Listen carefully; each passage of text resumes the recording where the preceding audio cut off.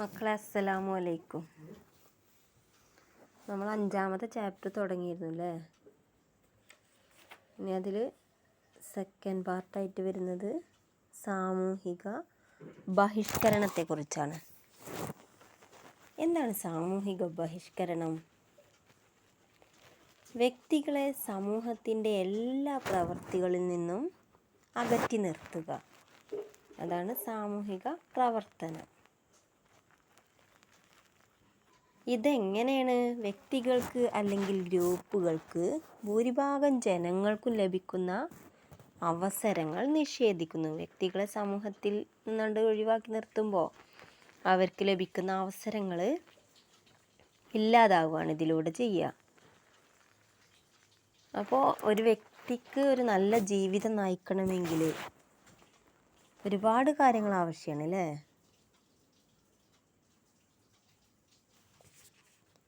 ഒരുപാട് കാര്യങ്ങൾ ആവശ്യമാണ്. ഭക്ഷണം, വസ്ത്രം, വീട് ഇതൊക്കെ അത്യാവശ്യമായിട്ട് വേണ്ട കാര്യങ്ങളാണ്.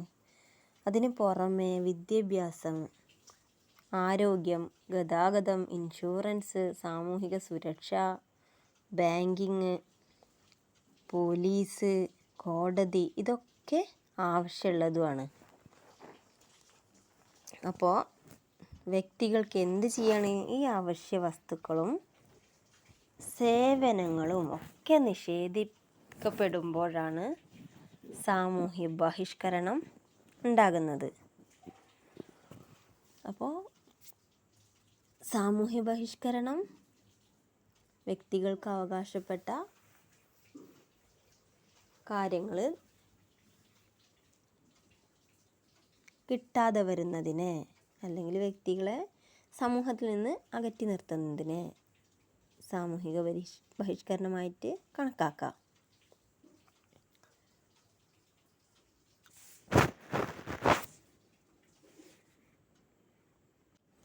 സാമൂഹ്യ ബഹിഷ്കരണം എന്നത് അപ്രതീക്ഷിതമായിട്ടുണ്ടാകുന്ന ഒന്നല്ല. അതെന്താണ്?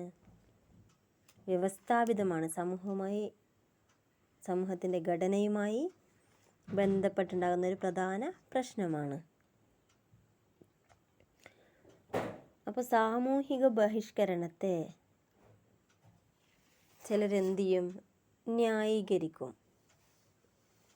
അതിന് ഉദാഹരണം നിങ്ങൾ ടെക്സ്റ്റിൽ കൊടുത്തിട്ടുണ്ടെന്ന് വായിച്ചു നോക്കണം കേട്ടോ, ആ ഒരു പാരഗ്രാഫ്. അപ്പോൾ ഇന്ത്യയിൽ ജാതി, സമുദായം, മതം, ലിംഗം എന്നിവയുടെ എല്ലാ അടിസ്ഥാനത്തിൽ എന്ത് നടക്കുന്നുണ്ട്? സാമൂഹ്യ ബഹിഷ്കരണം നടക്കുന്നുണ്ടായിരുന്നു. നിയമം നിർമ്മിച്ച് നടപ്പിലാക്കിയത് കൊണ്ട് മാത്രം ഈ പ്രശ്നം പരിഹരിക്കപ്പെടില്ല. ജനങ്ങൾക്കിടയിൽ സാമൂഹ്യ ബഹിഷ്കരണം, വിവേചനം എന്നിവയ്ക്കെതിരായ ബോധവൽക്കരണം നടത്തുന്നതിനുള്ള സംഘടിത ശ്രമമാണ് ഇതിനുള്ള പരിഹാരം. അപ്പോൾ ഇത് സാമൂഹ്യ ബഹിഷ്കരണം എന്നത് നിയമം ഉപയോഗിച്ചിട്ടൊന്നും നടപ്പിലാക്കാൻ കഴിയില്ല. അതിന് എന്ത് കൊടുക്കണം എന്നാണ് പറയുന്നത്? മനുഷ്യന്മാർക്കിടയിൽ ബോധവൽക്കരണം ഉണ്ടാക്കി കൊടുക്കണം എന്നാണ് പറയപ്പെടുന്നത്. അതുപോലെ തന്നെ പറയാണ്,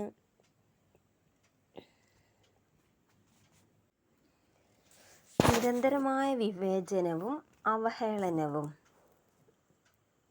ഈ ബഹിഷ്കരിക്കപ്പെട്ട ജനങ്ങളിൽ എന്തുണ്ടാക്കുകയാണ്? വെറുപ്പുണ്ടാക്കുകയാണ്.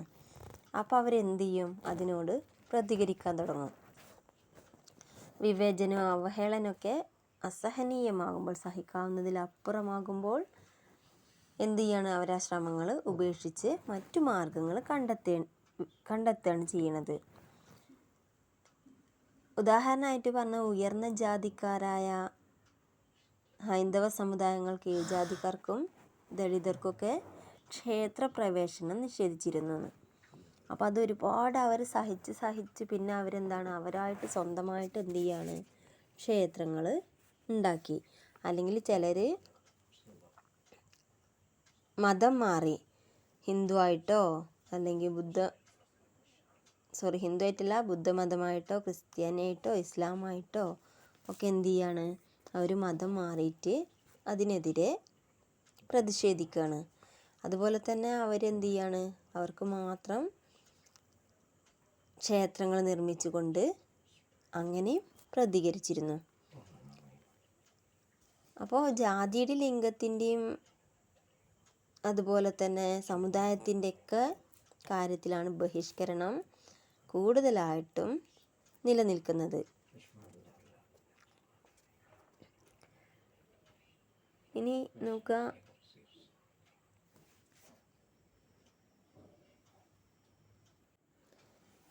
സാമൂഹ്യ ബഹിഷ്കരണം അതുപോലെ വിവേചനമൊക്കെ എന്താണ് അവസാനിപ്പിക്കാൻ ഒരു മാർഗമാണല്ലോ അല്ലേ പറഞ്ഞത്. എന്താണ് അത് നിയമനിർമ്മാണം കൊണ്ടൊന്നും നടക്കില്ല. എന്താണ് മാറ്റം ഉണ്ടാകേണ്ടത് മനുഷ്യന്മാരിൽ ബോധവൽക്കരണം നടത്തിക്കൊണ്ടാണ് എന്നാണ് പറയുന്നത്. സാമൂഹിക അസമത്വവും ബഹിഷ്കരണവും ഊട്ടിയുറപ്പിക്കാനാണ് ഇന്ത്യയിലെ കൊളോണിയൽ ഭരണവും ശ്രമിച്ചത്. അതിന് കൂടുതൽ ഇരകളായതാരായിരുന്നു? സ്ത്രീകൾ, ദളിതർ, അതുപോലെ തന്നെ അടിച്ചമർത്തപ്പെട്ട മറ്റു ജാതികൾ ഒക്കെ ഇതിന് ഇരകളായി. അപ്പോൾ സാമൂഹ്യ ബഹിഷ്കരണം എന്നത് എല്ലാ പ്രവൃത്തിയിൽ നിന്ന് ഒരാളെ മാറ്റി നിർത്തുമ്പോൾ അയാൾ സ്വാഭാവികമായിട്ടും അതിനെതിരെ ശബ്ദമുയർത്തും. എന്തു ചെയ്യും? പല മാർഗങ്ങൾ അതിന് സ്വീകരിക്കുകയാണ്. അപ്പോൾ അതിന് എന്ത് വേണം? അതിനൊരു മാറ്റം വരണമെങ്കിൽ ബോധവൽക്കരണം കൊടുക്കണം എന്നാണ് പറയണത്. നെക്സ്റ്റ് നോക്കുക, ജാതി വ്യവസ്ഥ ഒരു വിവേചന സമ്പ്രദായം എന്ന നിലയിൽ. എന്താ വിവേചനം? താഴ്ന്ന ജാതിപ്പെട്ടവരോട് എന്ത് ചെയ്യാണ്? മുന്തിയ ജാതിപ്പെട്ടവർക്ക് അവർ മിണ്ടൂല, ക്ഷേത്രത്തിൽ കയറാൻ പാടില്ല, അങ്ങനത്തെ ഒക്കെ വിവേചനം കാണിക്കുക, അവരെ ചൂഷണം ചെയ്യുക. നിയമപരമായ പ്രക്രിയയിലൂടെ അപമാനത്തിനും ചൂഷണത്തിനും കാരണമാക്കുന്ന ഇന്ത്യയിൽ മാത്രം കണ്ടുവരുന്ന വിവേചനപരമായ ഒരു സംവിധാനമാണ് ജാതി. അപ്പോൾ ജാതി എന്നത് ഇന്ത്യയിൽ മാത്രം കണ്ടുവരുന്നൊരു സമ്പ്രദായമാണ്. ജാതി വ്യവസ്ഥ എങ്ങനെയാണ് ജനങ്ങളെ തരംതിരിച്ചിരിക്കുന്നത്? അത് തൊഴിലിൻ്റെയും പദവിയുടെയും അടിസ്ഥാനത്തിലാണ് ജാതി വ്യവസ്ഥ മനുഷ്യന്മാരെ തരംതിരിച്ചത്. തൊഴിലിൻ്റെയും പദവിയുടെയും അടിസ്ഥാനത്തിൽ. ഓരോ ജാതി എന്താണ്? ഓരോ തൊഴിലുമായി ബന്ധപ്പെട്ടതാണ്. നമ്മൾ പഠിച്ചതാണല്ലേ ജാതിനെ കുറിച്ചൊക്കെ. ഒരു പ്രത്യേക ജാതിയിൽ ജനിക്കുന്ന ആൾ എന്താണ്? ആ ജാതിയിൽ തന്നെ പിന്നീട് ജീവിച്ചു പോരണം. അവിടെ എന്ത് തൊഴിലാണോ ചെയ്യുന്നത് അത് ചെയ്യണം, എന്ത് ഭക്ഷണമാണോ കഴിക്കുന്നത് അത് കഴിക്കണം. അങ്ങനെ അതുമായിട്ട് ഇങ്ങനെ തുടർന്ന് പോരേണ്ട ഒരു അവസ്ഥയാണ് ഉള്ളത്.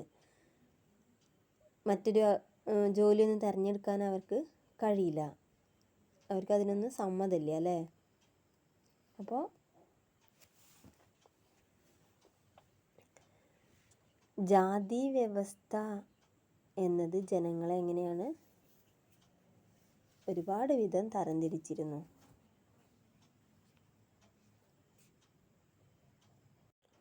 ഉദാഹരണം പറയുന്നത്, ഉയർന്ന സാമൂഹിക പദവിയുള്ള ബ്രാഹ്മണർ ക്ഷത്രിയ ജാതികളിൽപ്പെട്ട രാജാക്കന്മാരുടെയും ഭരണാധികാരികളുടെയും മതേതര സാമ്പത്തിക അധികാരത്തിന് താഴെയാണ്. അതേസമയം ഉന്നതമായ മതേതര സാമ്പത്തിക അധികാരമുണ്ടെങ്കിലും രാജാക്കന്മാർ സാമൂഹികമായി ബ്രാഹ്മണർക്ക് താഴെയാണ്. അപ്പോൾ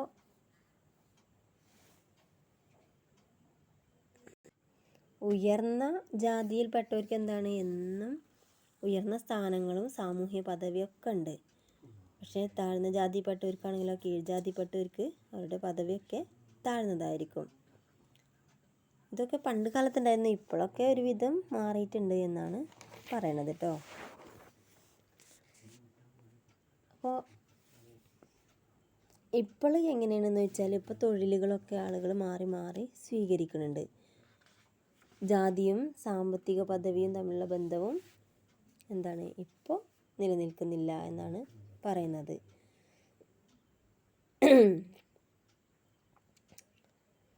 പക്ഷെ എന്താണ് സൂക്ഷ്മമായിട്ട് നോക്കുകയാണെങ്കിൽ ജാതിയും വർഗം തമ്മിലുള്ള വ്യത്യാസം ഇന്നും കാണാൻ കഴിയും.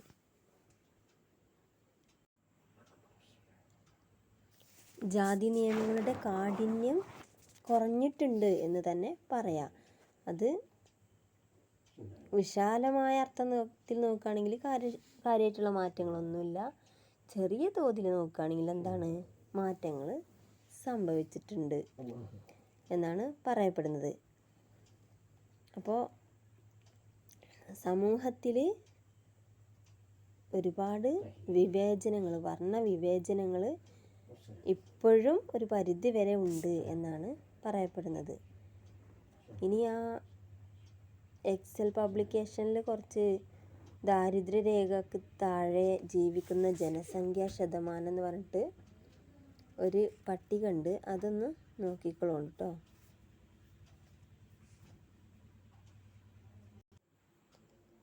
ചുരുക്കത്തിൽ പറയുകയാണെങ്കിൽ സാമൂഹ്യ പരിഷ്കരണ പ്രസ്ഥാനങ്ങളും ഉൽപാദന രീതിയിലെ മാറ്റങ്ങളും ഗവൺമെൻറ്റിൻ്റെ നിയമനിർമ്മാണങ്ങളും എല്ലാം ജാതി വ്യവസ്ഥയിൽ ഒരുപാട് മാറ്റങ്ങൾ ഉണ്ടാക്കിയിട്ടുണ്ടെങ്കിലും ഈ നൂറ്റാണ്ടിലും